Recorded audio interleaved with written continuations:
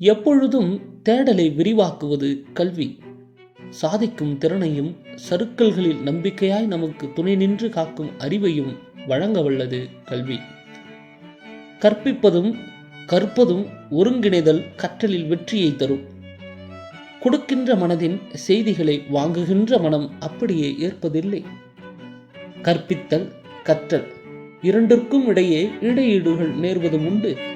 எதிர்பாராத நல்ல விளைவுகளும் கிடைப்பதுண்டு. இத்தகைய நிகழ்வுகளை உணர்த்தும் வகையில் சி. மணி அவர்களால் இடையீடு என்னும் தலைப்பில் எழுதப்பட்ட கவிதையை தற்போது பார்க்க இருக்கிறோம்.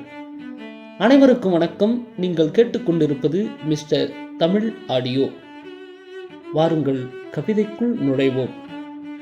சொல்ல விரும்பியதெல்லாம் சொல்லில் வருவதில்லை.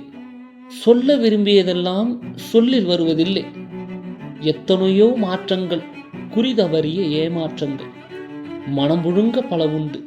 குதிரை வரைய குதிரையே வராது, கழுதையும் வரலாம், இரண்டும் கலக்கலாம். எலிக்கு பொறி வைத்தால் விரலும் விழுவதுண்டு. நீர் தேடி அலையும் போது இளநீரும் கிடைப்பதுண்டு. எலிக்கு பொறி வைத்தால் விரலும் விழுவதுண்டு.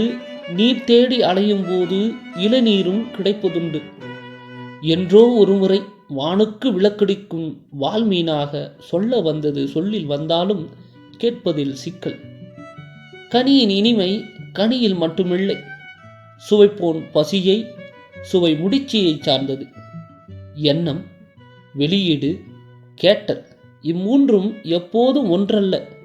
ஒன்றென்றால் மூன்றான காலம்போல் ஒன்று என்று சி. மணி அவர்கள் இக்கவிதையை நிறைவு செய்கிறார்.